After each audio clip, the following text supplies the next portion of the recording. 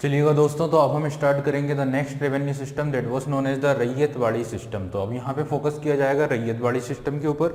देखिए, रैयतवाड़ी सिस्टम किस तरह का लैंड रेवेन्यू सिस्टम था, इस मुद्दे पर हम बात करेंगे और इसके क्या फीचर्स थे, इसके क्या एडवांटेज थे, इसके क्या डिसएडवांटेजेस थे और किसने ये सिस्टम शुरू किया था। तो बेसिक इन्फॉर्मेशन के बारे में हम यहाँ पे बात करेंगे। देखिए, अब सबसे पहले हम इसकी बात करते हैं। देखिए, जहाँ जहाँ पे ब्रिटिशर्स जैसे जैसे अपना कंट्रोल इस्टेब्लिश करते जा रहे थे, वहाँ पे इन्होंने अपने अपने हिसाब से फिर लैंड रेवेन्यू सिस्टम भी लेकर आए थे। ठीक है, अब जैसे सबसे पहले जो इन्होंने सिस्टम हमने लाए हैं कहाँ, बंगाल को कैप्चर किया तो बंगाल में लैंड रेवेन्यू सिस्टम लाए। और कौन सा, परमानेंट सेटलमेंट। तो जो परमानेंट सेटलमेंट में अगर कोई प्रॉब्लम्स रही होगी, कोई दिक्कतें अगर रही होगी, तो ऑब्वियसली कि उस सिस्टम को यहाँ पे अप्लाई नहीं किया जाएगा, क्योंकि उसके जो भी डिसएडवांटेजेस थे वो सामने आ चुके थे। तो अब उस सिस्टम को तो ये फॉलो करेंगे नहीं, क्योंकि अगर उसमें प्रॉब्लम्स हैं, ठीक है, ऑब्वियसली आप लोग समझ गए होंगे।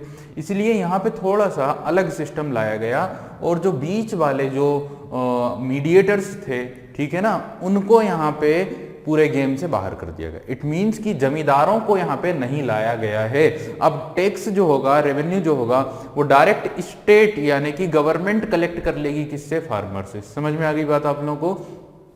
तो रैयतवाड़ी सिस्टम, तो यहाँ पे रैयत का मतलब ही क्या होता है, RYOT। रैयत का मतलब ही क्या होता है, फार्मर्स। ठीक है,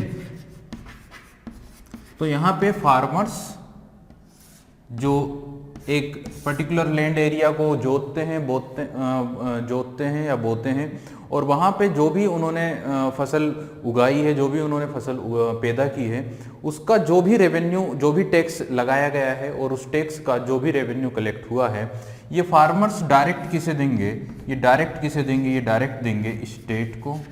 ठीक है, या हम बोल सकते हैं स्टेट की जगह किसे देंगे, गवर्नमेंट को देंगे। ठीक है, तो ये डायरेक्ट फार्मर्स अपना टैक्स किसे देने वाले हैं, गवर्नमेंट को। ठीक है, अब आप लोग देख रहे हैं कि इसमें बीच वाले जो लोग थे, बीच में जो मीडिएटर आ गए थे, बीच में जो आर्बिट्रेटर्स आ गए थे, वो कौन थे, वो थे जमींदार। तो जमींदार वाला जो कंसेप्ट था उसे यहाँ पे नहीं यूज किया गया। ठीक है, तो ये चीज क्लियर हो गई आप लोगों को कि रैयत वाली सिस्टम में फार्मर और गवर्नमेंट का डायरेक्ट कंसेप्ट है। जो भी रेवेन्यू आ रहा है वो फार्मर्स से कलेक्ट कर रही है गवर्नमेंट, जमींदारों को बीच में यहाँ पे नहीं लाया गया, ऑब्वियसली। ठीक है, समझ गए इतनी सी बात। यानी लैंड के जो ओनर्स हैं, लैंड के जो मालिक हैं, जमीन के जो मालिक हैं, वो कौन है, यहाँ पर फार्मर्स हैं। तो पहला डिफरेंस क्लियर हो गया होगा कि आप जब परमानेंट सेटलमेंट पढ़ते हैं तो जमींदारों को ही क्या कर दिया जाता है, ओनर कंसिडर कर लिया जाता है फॉर 10 years एंड परमानेंटली। ठीक है, but in that system the farmers are consider as the owner of the land. ठीक है, तो फार्मर्स ही कंसिडर किए गए हैं, जमीन के मालिक या जमीन के ओनर्स। ठीक है, तो ये बात क्लियर हो गई। अब हम सबसे पहले बात करते हैं कि इस सिस्टम को कहाँ इंप्लीमेंट किया और किसने इंप्लीमेंट किया और ऐसा क्यों किया। अच्छा, इसकी बात करें तो उसके लिए पहले हम एरिया की बात करते हैं, क्षेत्र की बात करते हैं। देखिए, इस सिस्टम को किसने इंप्लीमेंट किया है, तो इस सिस्टम को सबसे पहले 1792 में इंप्लीमेंट किया गया था, 1792 में इंप्लीमेंट किया गया था। किसके द्वारा, कर्नल रीड के द्वारा। कर्नल रीड ने इस सिस्टम को, अब देखिए इस सिस्टम की कोई नई बात थोड़ी है, ये चीज तो होती ही थी ना इंडिया में। जिन लोगों ने इस सिस्टम को इंप्लीमेंट किया उन लोगों का ये दावा है कि ये तो इंडिया में पहले से ही प्रैक्टिस में था। इट मींस कि ये सिस्टम तो पहले से ही चलता था ना, क्योंकि जो रूलर्स थे, जो शासक थे, इंडियन रूलर्स थे, वो फार्मर्स से डायरेक्टली टैक्स क्या करते थे, कलेक्ट किया करते थे। तो इंडिया में ये सिस्टम तो चलता ही था। ठीक है, जमींदारी सिस्टम भी चलता था, ऐसा नहीं है कि वो नहीं चलता था, जमींदारों का भी कंसेप्ट था। और ये सिस्टम भी था कि डायरेक्टली रूलर्स जो है वो टैक्स कलेक्ट कर लिया करते थे फार्मर्स से, अपने ऑफिसर्स के माध्यम से भी। ठीक है, अब देखिए क्या होता है कि इसे किसने, सिस्टम को, इस पर्टिकुलर सिस्टम को किसने इंप्लीमेंट किया इंडिया में सबसे पहले, तो कर्नल रीड नामक व्यक्ति ने इसे स्टार्ट किया था। ठीक है, और जो कर्नल रीड थे उन्होंने कहाँ स्टार्ट किया था, तो साउथ इंडिया में। बट ऑफिशियली लेवल पर अगर बात की जाए तो 1820 में मद्रास प्रेसिडेंसी के जो गवर्नर जनरल थे, मद्रास प्रेसिडेंसी के जो गवर्नर थे जिनका नाम था थॉमस मुनरो। क्या नाम है, थॉमस मुनरो। तो 1820 में थॉमस मुनरो के द्वारा इस सिस्टम को इंप्लीमेंट किया गया था। कहां पर, मद्रास प्रेसिडेंसी में या मद्रास प्रेसिडेंसी के कुछ भागों में, ठीक है, मद्रास प्रेसिडेंसी के कुछ भागों में, क्योंकि हमने पढ़ा था मद्रास प्रेसिडेंसी के ही साउथ डिस्ट्रिक्ट्स में, दक्षिण के जिलों में परमानेंट सेटलमेंट चल रहा था। तो कुछ भागों में शुरू किया था इन्होंने कौन सा सिस्टम, रैयतवाड़ी सिस्टम, ठीक है। अब यहाँ पे ना थॉमस मुनरो की बात की जाए तो गवर्नर जनरल थे ये मद्रास प्रेसिडेंसी के, साथ ही ये ब्रिटिश आर्मी के अच्छे खासी पोस्ट पर रहने वाले ऑफिसर्स भी रह चुके हैं। और एक नाम और जो आप लोग कंफ्यूज होंगे वो होगा हेक्टर मुनरो। तो यहाँ पे कंफ्यूजन की कोई बात ही नहीं है, ये एक दूसरे व्यक्ति थे और ये एक दूसरे व्यक्ति थे। हेक्टर मुनरो कौन था, तो हेक्टर मुनरो 1764 से 65 वाले दौर में ब्रिटिश आर्मी का सुप्रीम कमांडर हुआ करता था इंडिया में। और ये नाम आप कहाँ पढ़ते हैं, ये नाम आपको कहाँ देखने को मिलता है, तो ये नाम आपको देखने को मिलता है during the battle of Buxar. Buxar के युद्ध में ब्रिटिश आर्मी का जो लीडर था वो था हेक्टर मुनरो, ठीक है। और थॉमस मुनरो की बात की जाए तो साउथ इंडिया की हम बात कर रहे हैं, और साउथ इंडिया में जो वॉर्स हुए हैं like the Carnatic Wars and the Anglo-Mysore wars. तो when we will discuss about the Carnatic wars and the Anglo-Mysore war, जो ब्रिटिश आर्मी के लीडर थे वो कौन थे, थॉमस मुनरो भी थे, ठीक है ना। अब साथ ही इन्हें मद्रास प्रेसिडेंसी का क्या बनाया गया था, गवर्नर जनरल भी बनाया गया था। तो इन्होंने ही यहाँ पे कौन सी स्कीम लेकर आए थे, रैयतवाड़ी सिस्टम को उन्होंने यहाँ पे इंप्लीमेंट किया था। उसके पहले कर्नल रीड इस सिस्टम को इंप्लीमेंट कर चुके थे, ठीक है। चलिए, तो बेसिक इंफॉर्मेशन मैं आप लोगों को बता दूं कि instituted by Thomas Munro in 1820 which was started in 1792 by colonel Reid. तो दो नाम हो गए हैं, 1792 में स्टार्ट किया था कर्नल रीड ने, बट ऑफिशियली मद्रास प्रेसिडेंसी में थॉमस मुनरो ने इसे शुरू किया 1820 में, ठीक है। रैयत का मतलब बता चुका हूं, रैयत का मतलब ही क्या होता है, फार्मर्स होता है या कल्टीवेटर्स होता है, ठीक है। रैयत का मतलब क्या होता है, किसान होता है। तो इसमें कोई प्रॉब्लम वाली बात नहीं है कि अगर ये शब्द अगर समझ में नहीं आए तो ध्यान रखिए, रैयत का मतलब होता है किसान, ठीक है। ये काफी बड़ा डाउट आता है, ठीक है, कि रैयत का मतलब ही आखिर क्या है, तो मतलब सिर्फ सिंपली किसान ही है, ठीक है। देखिए, it was considered to be a continuance of the state of affairs that existed in the past. तो ये पॉइंट जो मैंने अभी आप लोगों को बताया था कि ये पहले से ही मौजूद व्यवस्था को ही जारी रखने वाला सिस्टम है, ठीक है। तो पहले से भी यही सिस्टम मौजूद था, पहले से ही यही व्यवस्था मौजूद थी, तो उसी को जारी रखता है ये सिस्टम। कोई नई बात नहीं आ रही थी, कोई नया कंसेप्ट नहीं आया था, ठीक है। Major areas of introduction include Madras, Bombay, part of the Assam and the Coorg province of British India, ठीक है। तो कहां कहां पर इसे लागू किया गया था, तो इस सिस्टम को लागू किया गया था कहां पर, सबसे पहले मद्रास में, फिर बॉम्बे प्रेसिडेंसी यानी महाराष्ट्र वाला जो क्षेत्र था उसके कुछ एरियाज में इसे इंप्लीमेंट किया गया। असम वाली जो टेरिटरी ईस्ट इंडिया कंपनी ने ऑक्यूपाई की थी वहां पर, और साथ ही कुर्ग जो कर्नाटक में आता है आज के समय पर, वहां पर भी ईस्ट इंडिया कंपनी का ही वो एक एरिया था, ठीक है। कुर्ग की अगर बात की जाए तो ईस्ट इंडिया कंपनी का ही एक रीजन था, ठीक है। वहां पर इसे इंप्लीमेंट किया गया। देखिए, जब ब्रिटिशर्स ने इंडिया को कैप्चर किया ना, तो इंडिया में एक प्रकार से तीन प्रकार के पॉलिटिकल रीजन्स बने थे, तीन प्रकार के पॉलिटिकल एरिया बने थे। एक ब्रिटिश प्रेसिडेंसी बनी थी, ठीक है, जो लगभग 11 बनी थी। तीन इंपॉर्टेंट प्रेसिडेंसी आप लोगों को पता है, मद्रास, सबसे पहले बंगाल, मद्रास एंड बॉम्बे, ठीक है। और फिर जो है दूसरे नंबर पे आते हैं चीफ कमिश्नरी क्षेत्र, चीफ कमिश्नरी प्रोविंसेस। चीफ कमिश्नरी प्रोविंसेस जो हैं इनकी संख्या ना थोड़ी सी डिस्प्यूटेड रहती है, कहीं पर हम 4 सुनते हैं, कहीं पर 5 और कहीं पर 6। तो हम 4 जो इंपॉर्टेंट चीफ कमिश्नरी प्रोविंसेस थे अगर उनकी बात की जाए तो उसमें आ जाता है आपका दिल्ली, कुर्ग, बलूचिस्तान, ठीक है।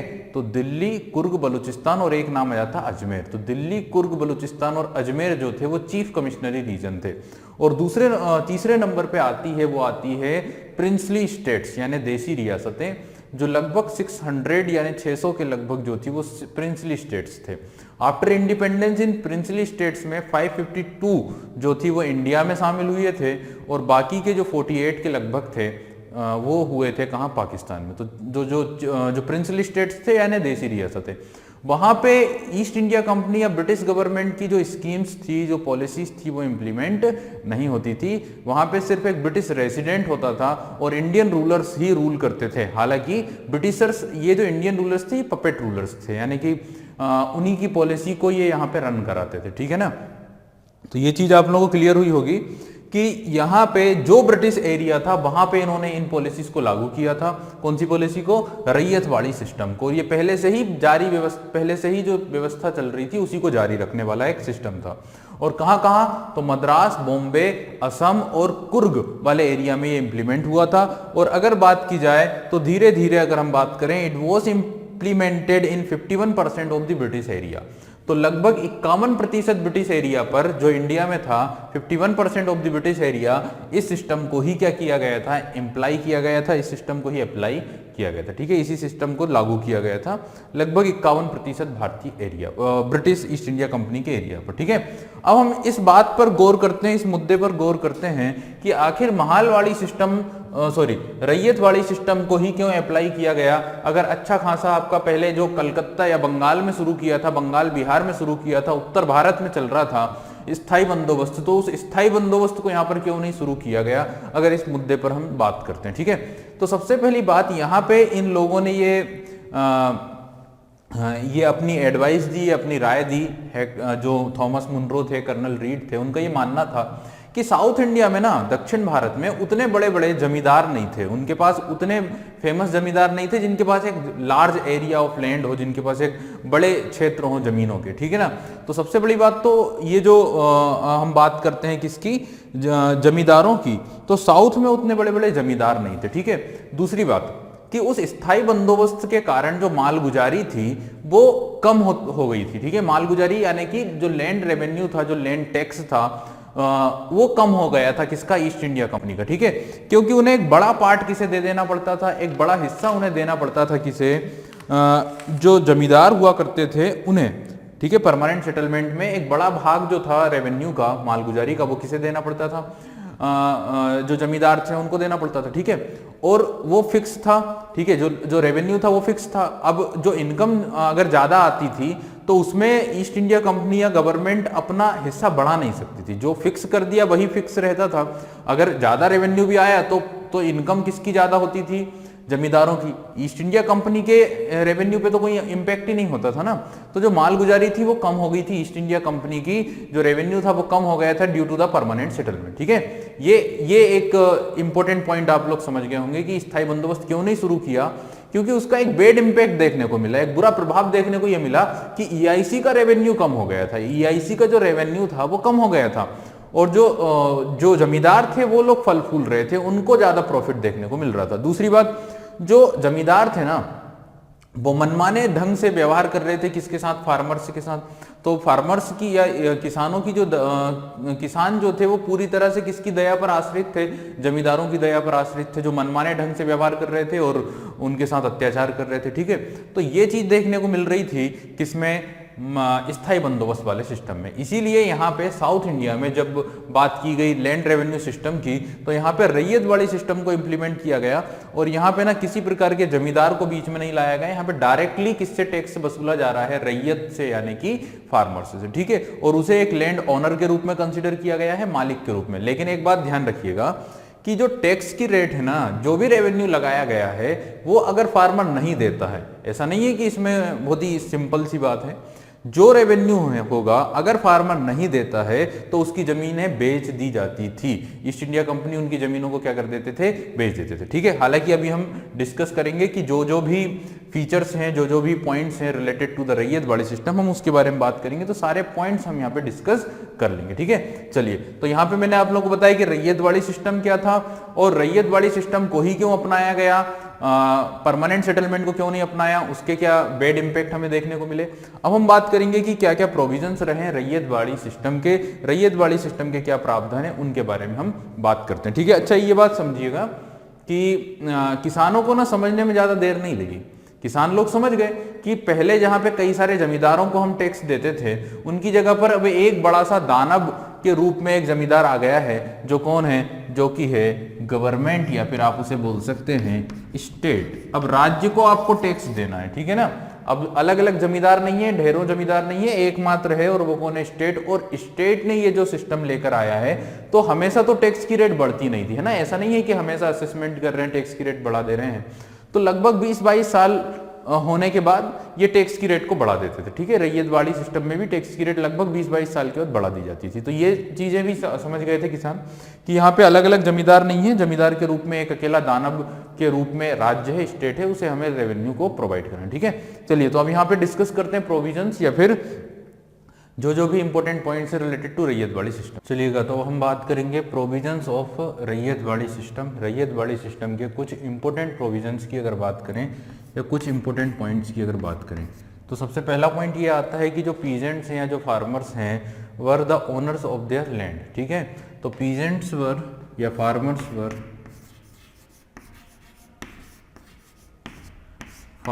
Were the owners of the land, ठीक है।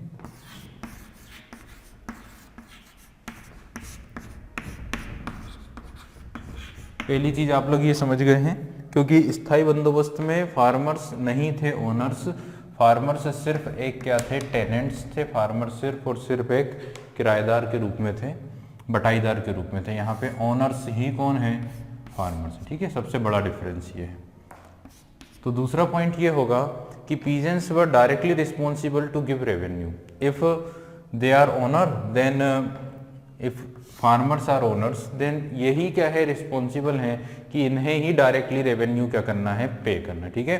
Farmers were directly responsible to give revenue, तो फार्मर्स ही डायरेक्टली रिस्पॉन्सिबल होंगे क्या करने के लिए? To give revenue. किसे? स्टेट को या गवर्नमेंट को, ठीक है। तो दूसरा पॉइंट ये आप लोग समझ गए होंगे कि farmers were directly responsible to give revenue to the government या फिर स्टेट, ठीक है। तो दूसरा प्रोविजन आप लोगों को समझ में आ गया है।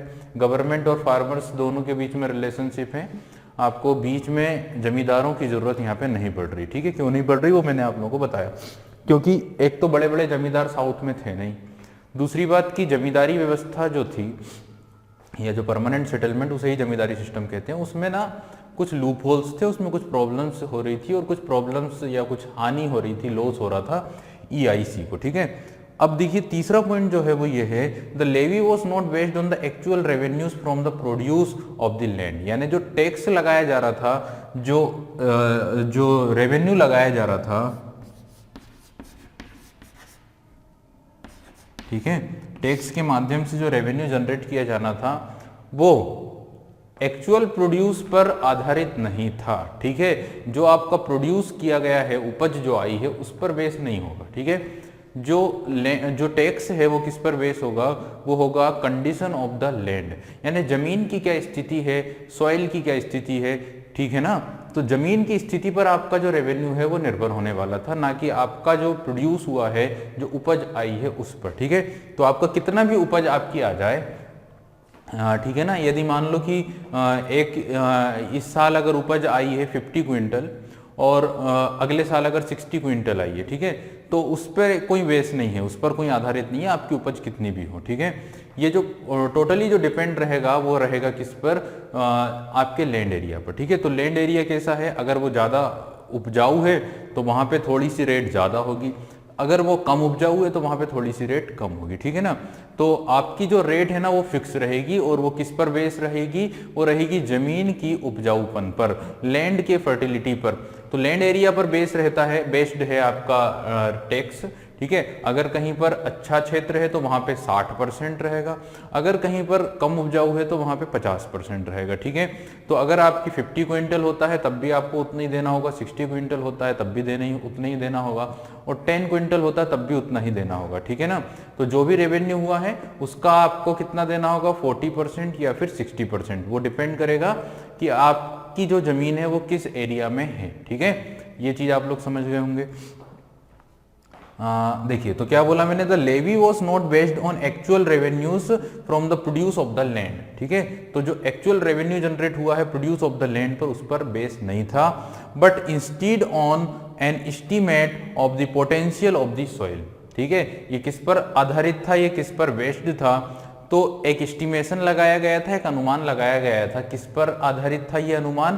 पोटेंशियल ऑफ द सॉइल, यानी मिट्टी का जो पोटेंशियल है, मिट्टी की जो क्षमता है, उस पर आधारित था आपका जो भी टैक्स है, जो भी रेवेन्यू है, ठीक है।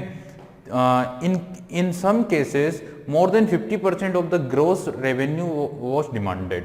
तो कई जगहों पर तो 50% से भी ज़्यादा इन्होंने टैक्स लगाया था। जो जहाँ पे वाटर रिसोर्सेज ठीक ठाक तरीके से थे, जहाँ पे इरिगेशन रिसोर्सेज ठीक ठाक थे, वहाँ पे तो इन्होंने कितना लगा दिया? मोर देन 50%। अब आप लोग समझें कि कितना ज़्यादा ह्यूमिलेटिंग कंडीशंस थी, कितनी ज़्यादा बुरी स्थिति में था कि आप किसी फार्मर से उसकी कुल उपज का 50% से भी ज़्यादा ले रहे हैं। 50% तो लिया ही जाता था, 50 से भी ज़्यादा ले रहे हैं, तो फिर क्या उसको कितना उसको बुरा फील होता होगा कि उसने मेहनत करी है, ठीक है। आप समझे इस बात को कि एक फार्मर मेहनत कर रहा है, एक आदमी मेहनत कर रहा है, और उसने जो मेहनत करी है उस मेहनत का उसको 40% ही मिल रहा है, ठीक है। बताइए, तो यानी कोई बात ही नहीं बनती है। तो आप लोग ये समझ सकते हैं कि कितनी बुरी स्थिति रही होगी, कितनी बुरी दशा रही होगी, और उस फार्मर्स पर उस किसान पर कितना बुरा उसे फील हुआ होगा जब उसने साल भर मेहनत करके, अगर एज्यूम कीजिए कि मान लीजिए 50 क्विंटल अगर उसने अगर प्रोड्यूस किया, या 100 क्विंटल अगर उसने प्रोड्यूस किया है, तो 60 क्विंटल उसे गवर्नमेंट को देना पड़ा और 40 क्विंटल ही उसने अपने पास रखा। उन 40 क्विंटल्स में भी आप लोग ये समझें कि कुछ तो उसे क्या करना है, कुछ तो उसे अपने फैमिली के लिए रखना है, उसे अपने खाने के लिए रखना है। और साल भर में आप ये समझें कि 10 क्विंटल तो एक फार्मर को रखना होगा। यदि उस समय तो जॉइंट फैमिली में रहते थे, तो मान लीजिए, चलिए 10 नहीं तो 5 ही मान लीजिए कि 5 क्विंटल तो उसे अपनी फैमिली को खाने के लिए ही रखना होगा, ठीक है। बाकी का कम से कम 10 क्विंटल उसे क्या करने के लिए, अपने बीज के लिए रखना होगा, क्योंकि उसे जब अगली बार फसल उगाना है तो उसे बोने के लिए भी तो बीज चाहिए। तो उसे कुछ भाग तो बीज के लिए रखना होगा, और फिर बाकी जो बचेगा जब वो उसे बेचेगा तो कुछ रेवेन्यू उसको मिल पाएगा, ठीक है। तो आप लोग समझ सकते हैं कि कितनी बुरी स्थिति में उस समय पर फार्मर्स थे। तो क्या बोल दिया गया है यहाँ पे कि जो लेवी है, जो टैक्स लगाया गया है, वो जमीन की उर्वरक क्षमता के आधार पर लगाया गया, ठीक है। चौथा पॉइंट, चौथा प्रोविजन ये है कि the revenue rates of Ryotwari system were 50% where the land was dry. तो जहां सूखी जमीन थी वहां पर भी टैक्स का रेट कितना था? 50%। सूखी जमीन का मतलब कि जहां पे कोई वाटर रिसोर्सेज नहीं था, वहां पर टैक्स की जो रेट थी वो 50% थी, ठीक है। एंड 60% इन इरिगेटेड लैंड, और जो सिंचाई वाले क्षेत्र थे वहां पे कितना परसेंट था? 60%। ये 50% कहां पर होगा? जो ड्राई लैंड होंगे, ठीक है। और 60% कहां होने वाला है? जो इरिगेटेड लैंड है। जो सिंचाई वाले क्षेत्र हैं, जो इरिगेशन वाले एरिया हैं, वहां पर जो टैक्स की रेट होगी वो कितनी होगी? वो होगी आपकी 60%, और जो ड्राई एरिया है वहां पे कितना होगा? 50% होगा, ठीक है। ये बात आप लोगों को समझ में आ गई? जैसा मैंने अभी बताया आप लोगों को, इट इज वही बात मैंने यहाँ पे डबल से बोल दी, ठीक है। Cultivators could sell mortgage and lease land on the condition that they pay taxes regularly he is, ठीक है। तो ये चीज आप लोग समझे, क्या चीज बोल दी है कि जो फार्मर्स थे ना, उनके साथ ये स्थिति थी कि वो अपनी जमीन को बेच भी सकते थे, वो अपनी जमीन को सेल कर सकते थे, वो अपनी जमीन को पर मॉर्गेज लोन ले सकते थे, मॉर्गेज कंडीशन में भी वो अपनी जमीन को रख सकते थे, यानी लोन के लिए, और साथ ही वो उसे लीज पर भी दे सकते थे किसी दूसरे फार्मर को, ठीक है। लेकिन ये सब कब हो सकता था, ये सब कब पॉसिबल था? जब वो एक पर्टिकुलर जो रेवेन्यू है, जो टैक्स है, अगर वो गवर्नमेंट को दे रहे हैं, ठीक है। तो यदि कोई फार्मर अपनी जमीन पर जो टैक्स इम्पोज किया गया है, जो लीगलाइज टैक्स है, अगर वो दे पा रहा है, तो वो अपनी जमीन को, अपनी लैंड एरिया को क्या कर सकता है? बेच भी सकता है, मॉर्गेज भी कर सकता है, साथ ही उसे लीज पर भी दे सकता है, ठीक है, इफ अगर वो टाइम पर अपना टैक्स पे कर रहा है, ठीक है, कोई इशू ही नहीं है। अब 7 नंबर की जो कंडीशन है वो मैं ये बता दूं कि payment of the land tax in the form of cash. जो टैक्स पे करना है वो किस फॉर्म में करना है? वो कैश के रूप में करना है, ठीक है। कैश पेमेंट करना होगी टैक्स, ठीक है। रेवेन्यू आपको कैश के फॉर्म में पे करना है। ऐसा क्यों था? ये सारी चीजें क्यों थी? कैश के फॉर्म में ही क्यों टैक्स पेमेंट किया जाता था? इसके पीछे ये बताया जाता है कि देखिए, जो ईस्ट इंडिया कंपनी थी, इंडिया में इंडियन गुड्स को परचेस करने की उसको वो एक प्रकार से पूरा व्यापार पर पूरे इंडियन गुड्स को खरीदने की मोनोपोली वो अपने पास रखना चाहती थी। यानी इंडियन गुड्स अगर कोई खरीदेगा तो ब्रिटिश ईस्ट इंडिया कंपनी ही खरीदेगी, ये उनका पर्पस था। ठीक है, और अगर इंडियन गुड्स उन्हें परचेस करना है, इंडियन गुड्स उन्हें अगर खरीदना है, तो ऑब्वियसली उनके पास इंडियन रेवेन्यू भी होना चाहिए, भारतीय राजस्व भी होना चाहिए। ठीक है, अगर इंडियन गुड्स उन्हें खरीदना है तो उन्हें इंडियन रेवेन्यू चाहिए, और इंडियन रेवेन्यू उन्हें किस फॉर्म में चाहिए?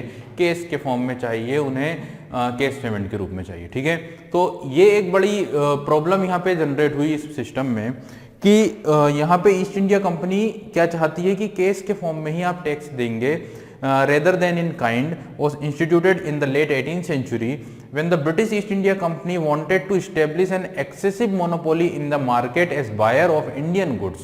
ठीक है, तो वो ये चाहते थे कि इंडियन गुड्स को परचेस करने की मोनोपोली सिर्फ उनके पास ही हो, और if they want to purchase Indian goods they need Indian revenue, तो उन्हें इंडियन रेवेन्यू चाहिए। अदरवाइज उन्हें क्या देना होगा? अदरवाइज उन्हें गोल्ड सिल्वर वगैरह देना होगा। ठीक है, या उनकी पेमेंट का सिस्टम तो चलता नहीं था। ठीक है ना, इंडियन गुड्स अगर खरीदना है तो आपको क्या चाहिए?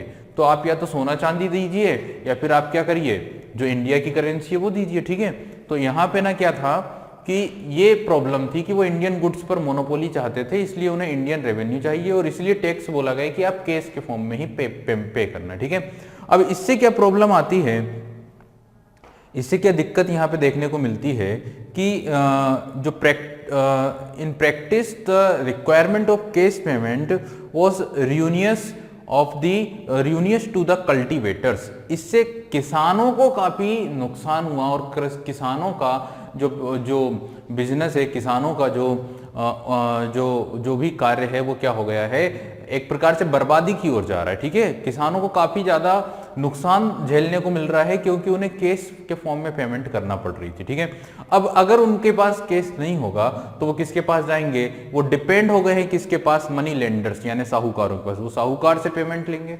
ठीक है, और अगर साहूकार, देखिए साहूकार से जब पेमेंट लेंगे ना तो उन्हें काफी ज्यादा अमाउंट में ब्याज भी देना पड़ेगा। ठीक है, और अगर वो ब्याज नहीं दे पाए हैं, या फिर आप मान लीजिए कि किसी साल अगर फसल बर्बाद हो गई और अगर वो ब्याज नहीं दे पाए, तो क्या होगा? इससे उनकी जमीन बेच दी जाएगी, उनकी जमीन पर साहूकार का कब्जा हो जाएगा, और फिर ब्रिटिशर्स तो अलग हैं ही हैं। ठीक है, तो काफी ज्यादा दिक्कतों का सामना करना पड़ रहा है यहाँ पे फार्मर्स को, क्योंकि उन्हें कैश पेमेंट की कंडीशंस हैं। ठीक है, तो देखिए जैसे कि मैंने क्या बताया आप लोगों को कि यहाँ पे इन practice the requirement of cash payment was ruinous to the cultivators, exposing him to the demands of moneylenders as an alternative। ठीक है, to the loss of his land and starvation when crops failed।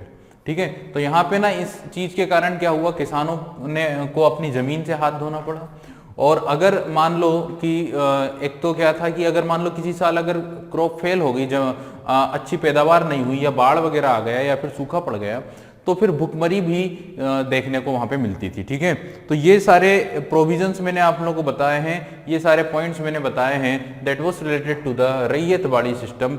Ryotwari system के जितने भी important provisions थे, important points थे, वो हमने यहाँ पे डिस्कस किए। ठीक है, अब हम बात करेंगे कि क्या क्या इसके दुष्प्रभाव हमें देखने को मिले हैं, क्या क्या इसके डिसएडवांटेज हमें देखने को मिले हैं।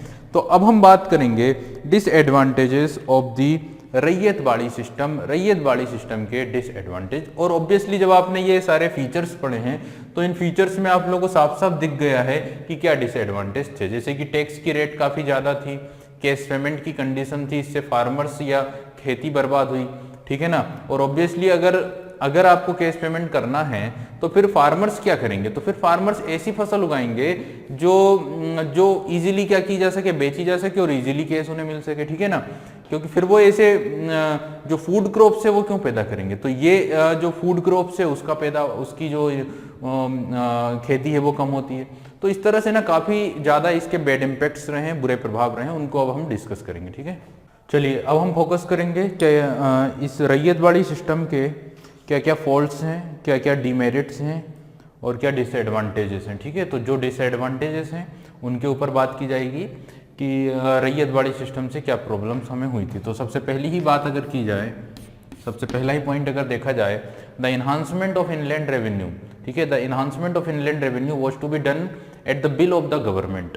तो जमीन के ऊपर जो टैक्स लगाया जा रहा है वो किसकी बिल पर, किसकी इच्छा पर लगाया जा रहा है, गवर्नमेंट की इच्छा पर, ठीक है। तो गवर्नमेंट अपने हिसाब से जमीन पर टैक्स लगा रही है, किसी भी लैंड एरिया पर, किसी भी भूभाग पर टैक्स जो लगाया जा रहा है वो किसकी इच्छा पर लगाया जा रहा है, गवर्नमेंट की इच्छा पर, ठीक है। तो गवर्नमेंट अपनी मर्जी से जैसा चाहे वैसा टैक्स लगाती है, जितना चाहे उतना टैक्स लगाती है, ठीक है। और कई ऐसे भी इवेंट्स आते हैं जब गवर्नमेंट उन चीज़ों पर ध्यान नहीं रखती है या ईस्ट इंडिया कंपनी उन मुद्दों पर ध्यान नहीं रखती है कि जिस समय फार्मर्स परेशान है, जिस समय अकाल पड़ा हुआ है, जिस समय बाढ़ आई हुई है, जिस समय सूखा पड़ा हुआ है, तब भी टैक्स वैसा ही गवर्नमेंट के द्वारा लिया जा रहा था, ठीक है। तो यहाँ पे सबसे पहली बात जो आती है वो ये आती है कि टैक्स गवर्नमेंट के द्वारा लगाया जा रहा था और गवर्नमेंट अपनी इच्छा के अनुसार एक टैक्स, ये जो टैक्स था वो लगा रही थी, ठीक है। दूसरी प्रॉब्लम ये आती है कि even in the condition of extreme drought and floods ryot had to pay revenue partially और होली, ठीक है। तो ये जो पॉइंट जो मैंने अभी भी डिस्कस किया था कि जब एक्सट्रीम लेवल का जब ड्रॉट आता था, जब फ्लड्स आते थे, तब भी रैयत का मतलब किसानों को क्या करना पड़ता था, या तो पार्शियली या फिर पूरी तरह से टैक्स देना पड़ता था। तो इवन ये गवर्नमेंट ये भी नहीं सोचती थी कि जब सूखा पड़ा है तो ऑब्वियसली कि सूखे में तो जो प्रोडक्शन हुआ है वो वैसे ही कम हुआ होगा, ठीक है। जब फ्लड्स आए होंगे तो वैसे ही प्रोडक्शन कम हुआ होगा, ठीक है। तब भी किसानों को या रैयतों को अपना जो टैक्स है वो या तो पार्शियली यानी अंशतः कुछ देना होता था या फिर पूरा देना होता था, ठीक है। तो ये एक प्रॉब्लम यहाँ पे थी। तीसरा पॉइंट, इस कारण से क्या हुआ कि जैसे देखिए इन्हें रेवेन्यू तो देना ही है, ठीक है, चाहे आपकी उपज कैसी भी हुई हो, चाहे आपका रेवेन्यू कैसा भी जनरेट हुआ हो, आपको टैक्स तो देना ही है। और टैक्स किस फॉर्म में देना है, तो टैक्स केस के फॉर्म में देना है। तो इससे क्या होगा कि जो फार्मर्स हैं वो अपनी जमीन को बचाने के लिए, ठीक है, अगर उन्होंने टैक्स नहीं दिया तो अंग्रेज क्या करेंगे, उनकी जमीनों को बेच देंगे, ठीक है। और उनकी जमीनों को बेच दिया जाएगा तो उनके पास कुछ बचेगा ही नहीं, ठीक है। किसान के पास सिर्फ जमीन ही तो होती है। अब अगर जमीन बेच दिया जाए तो फिर वो क्या करेगा, तो वो क्या करता है कि वो मनी लेंडर्स से यानी कि साहूकारों से केस क्या कर लेता है, ले लेता है, ठीक है। वहां से वो पेमेंट कर देता है किसे, गवर्नमेंट को। तो यहाँ पे क्या देखने को मिलता है कि that's why the loan default and the land was given to money lenders, ठीक है। तो यहाँ पे क्या होता है कि अब ये टैक्स नहीं दे पा रहे हैं तो इनकी जमीनें जो हैं वो किसके पास चली जाती है, मनी लेंडर्स के पास चली जाती है, ठीक है। अब एस रेवेन्यू, तो ये मैंने चौथा पॉइंट आपको क्या बताया कि किसानों की जो जमीनें थी वो किसके पास चली जाती हैं, वो मनी लेंडर्स के पास चली जाती है, क्योंकि इमीडिएट केस वही दे पाते हैं, ठीक है ना। तो ये एक प्रॉब्लम क्रिएट हो गई। S revenue was demanded in the form of case, ठीक है। रेवेन्यू जो डिमांड किया गया था वो केस के फॉर्म में किया गया था। Farmers started cultivating case instead of food crops. तो अब किसानों ने कौन सी खेती करना शुरू कर दिया, किसानों ने फूड क्रॉप्स की जगह केस क्रॉप्स बोने शुरू कर दिए। जैसे पहले अगर वो राइस या व्हीट या इस तरह की फसलें बोते थे तो उनकी जगह पर अब ऐसी फसलें बोने लगे हैं जिससे कि क्या किया जा सके, जो केस अमाउंट है वो इजीली या जल्दी से प्राप्त किया जा सके, ठीक है। तो जैसे मसाले वगैरह हो गए हैं या इस तरह के क्रॉप्स इन्होंने बोना शुरू करा, जैसे नील की खेती शुरू कर दी, जिससे कि इमीडिएटली उन्हें केस पेमेंट की जा सके, ठीक है। That could give them immediate case, जिससे कि उन्हें इजीली या तुरंत केस मिल सके, ठीक है। तो ये चीजें हैं, ये प्रॉब्लम्स हैं, ये कुछ फॉल्ट्स हैं किस बात के, किस सिस्टम के, किस बंदोबस्त के, तो रैयतवाड़ी सिस्टम के, रैयतवाड़ी बंदोबस्त के। तो अब आप लोगों को समझ में आ गए होंगे, दो सिस्टम मैंने आप लोगों को बताए हैं, दो बंदोबस्त मैंने बताए हैं। एक परमानेंट सेटलमेंट हो गया है जो कॉर्नवालिस ने शुरू किया था बंगाल में, बिहार में, धीरे धीरे वो वाराणसी, मद्रास के कुछ साउथ के डिस्ट्रिक्ट्स में रहा, और 19% ईस्ट इंडिया कंपनी की टेरिटरी पर इम्पोज किया गया, ठीक है। कौन सा सिस्टम, परमानेंट सेटलमेंट। 1833 के चार्टर एक्ट तक उसके जो सिस्टम थे वो चलते थे, जिसमें 10 ईयर का एक परमानेंट सेटलमेंट था और साहूकारों को, जमींदारों को जमीन के मालिक बनाकर उन्हें एक परमानेंट, एक फिक्स अमाउंट का जो टैक्स है, जो रेवेन्यू है वो देना होता था।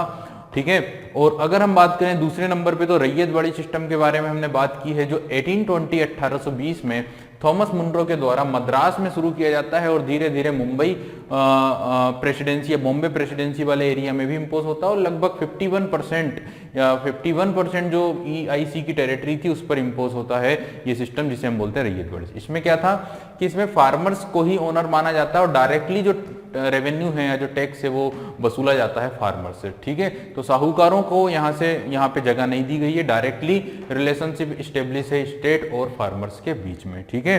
तो ये हो गया है आपका रैयतवाड़ी सिस्टम। अब हम बात करेंगे तीसरा हमारा जो टॉपिक है, तीसरा जो हमारा बंदोबस्त है जिसको हम बोलते हैं महालवाड़ी बंदोबस्त, ठीक है। तो अब हमारा फोकस होगा किस सिस्टम पर, महालवाड़ी बंदोबस्त पर। महालवाड़ी बंदोबस्त क्या था और किस तरह से डिफरेंस यहाँ पे हम देखते हैं महालवाड़ी बंदोबस्त रैयतवाड़ी बंदोबस्त में। देखिए रैयतवाड़ी और परमानेंट सेटलमेंट, स्थायी बंदोबस्त, दोनों में तो डिफरेंस आपको साफ दिखाई दे रहा है, ठीक है। और वो जो डिफरेंस है वो किसका है, वो जमींदार का है, लैंडलॉर्ड्स का है, ठीक है। लेकिन अब हम बात करें महालवाड़ी और रैयतवाड़ी में, तो पहले हम महालवाड़ी को समझ लेते हैं, क्योंकि कई बार एग्जाम्स में ना डिफरेंस पूछ लेता है आपसे कि बताइए रैयतवाड़ी और महालवाड़ी सिस्टम में क्या डिफरेंस है। तो देखिए थोड़ा सा छोटा सा डिफरेंस ये है कि यहाँ पे ना एक फार्मर इंडिविजुअली टैक्स पे कर रहा था। महालवाड़ी सिस्टम में क्या होता है कि एक विलेज या एक गांव में एक गांव का जो हेड होता है वो पूरे गांव का टैक्स कलेक्ट करके किसे दे देता है, गवर्नमेंट को दे देता, बस इतना सा डिफरेंस, ठीक है। अब इसे हम थोड़ा सा और इजी वे में, थोड़ा सा और उसे एक्सपांड करके डिस्कस करने की कोशिश करेंगे, जिसे हम बोलते हैं महालवाड़ी बंदोबस्त, ठीक है।